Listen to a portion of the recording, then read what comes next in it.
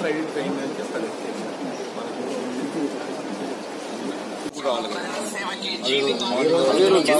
భారీ చేసుకుని మధ్యలో పక్షాన ఇక్కడ ఒక మీటింగ్ చేయడానికి మీరందరూ కూడా కృషి చేయాల్సిందిగా నేను కోరుతా ఉన్నాను.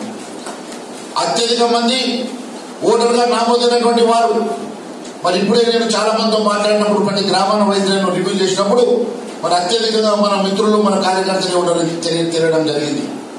మరి వారందరినీ కూడా మనం కలిసి మరి గ్రామాల వారిగా మీటింగ్ పెడదామా, మండల వారిగా పెడదామా, ఇక నియోజకవర్గంగా ఒక మీటింగ్ పెడదామా, ఓటర్స్ అందరినీ కూడా కలిసి మరి మీరు ఒక కన్వీనియంట్ డేట్ మీరు చెప్పినట్లయితే ఆ రోజు నేను జీవన్ రెడ్డి గారిని ఇన్వైట్ చేస్తాను.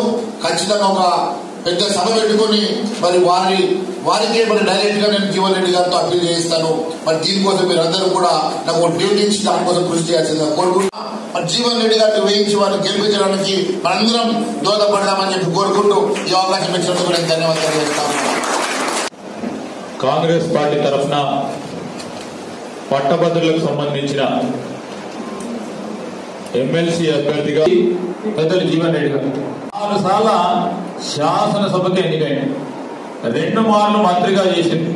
మీ జిల్లా మంత్రిగా ఉన్నప్పుడు అనేక సందర్భాల్లో జిల్లా వచ్చి జిల్లా కాంగ్రెస్ పార్టీకి ఉత్తేజింపు చేసే కార్యక్రమాలు అనేక సందర్భాల్లో చేసిన వ్యక్తి. ఎప్పుడు చూసినా రైతుల విషయంలో, నిరుద్యోగుల విషయంలో, కార్మికుల విషయంలో నిరంతరం పోరాటం చేసిన వ్యక్తి పెద్దలు జీవన్ రెడ్డి గారు. తెలంగాణ ఉద్యమం సమయం నడుస్తూ ఉన్నప్పుడు మరి ప్రధానమైన గొంతు కాంగ్రెస్ పార్టీ తరఫున తెలంగాణ ఇవ్వాలని ఆలోచింపజేసిన ప్రధానమైన వ్యక్తిలో పెద్దలు జీవన్ రెడ్డి గారు. ఆ ఉద్యమం సమయంలో కూడా వారిదైన శైలిలో అఖిల భారత కాంగ్రెస్ కమిటీకి సంబంధించిన పెద్దలను ఒప్పించే తెలంగాణ ఎందుకు మనకు కావాలని మరి వారు ప్రధానమైన వ్యక్తులు. ఈరోజు మీరు చూస్తూ ఉంటారు అసెంబ్లీలో కూడా ఎవరికి భయపడి కొట్లాడుతూనే ఉంటారు. మేము అనేక సందర్భాల్లో చూస్తూ ఉంటాం. జిల్లా పరిషత్లో కానీ, Congress party legislature party meeting లో కానీ మనసులో కూడా వచ్చిందంటే దానిపైన పోరాటం చేయాలని అనుకుంటాడు. పార్టీ ఈ పార్టీ ఆ పార్టీ అని చూడడు ప్రభుత్వంలో ఉన్నది. అంత నిక్కచ్చిగా ఉండే వ్యక్తి. ప్రజల్లో ఇంతకుముందు మా రామారావు పాటిల్ గారు చెప్పి చూడండి, ప్రజల్లో నిత్యం 100% ఉన్న వ్యక్తి ఎవరంటే మా పెద్ద జీవన్ రెడ్డి గారు.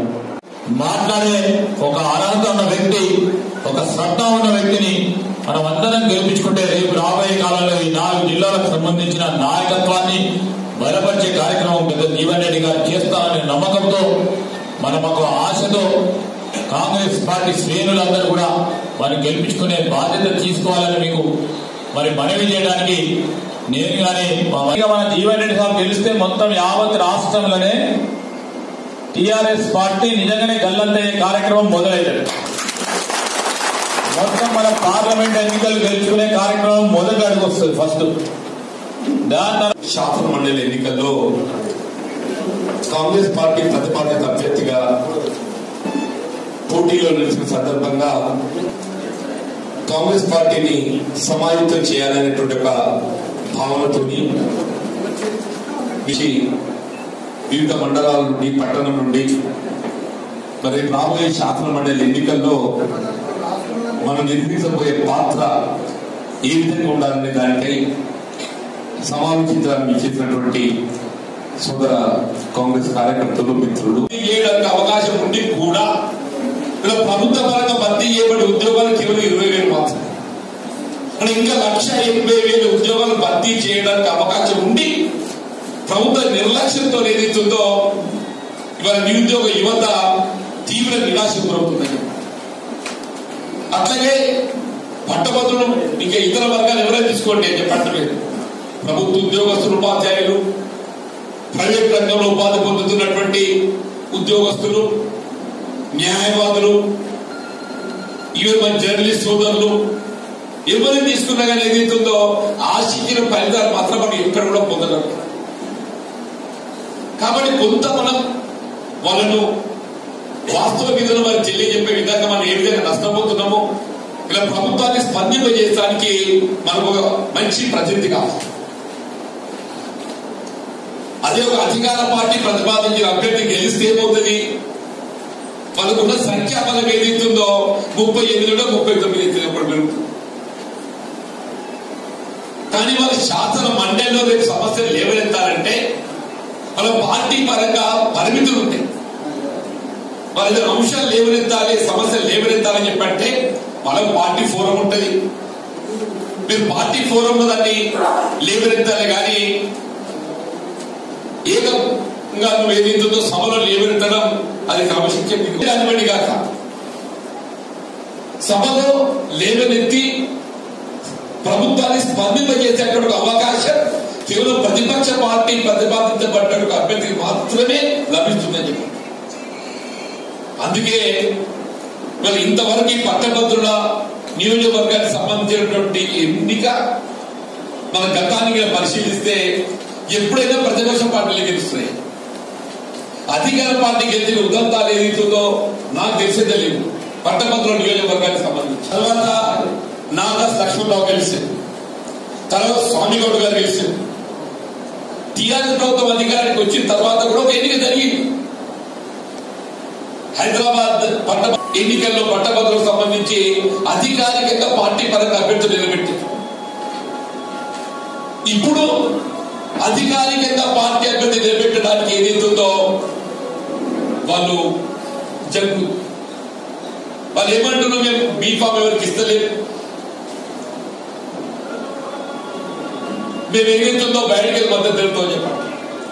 దాన్ని బట్టి వాళ్ళ మీద వాళ్ళకి విశ్వాసం అనేది పొందలేకపోతుంది. కాంగ్రెస్ పార్టీ ప్రత్యేకంగా ఈసారి మిత్రులు శ్రీధర్ బాబు గారు మనం చేసినట్టు ఈ ఎన్నిక అనేది రాబోయే పార్లమెంట్ ఎన్నికలకు మార్గదర్శకం కావాలి అనే ఒక భావనతో ఏదైతుందో కాంగ్రెస్ పార్టీ ఉత్తర తెలంగాణ ప్రాంతంలో ఉన్నటువంటి ఈ ఎన్నిక 42 శాసనసభ నియోజకవర్గాలు విస్తరింపబడిందని చెప్పండి.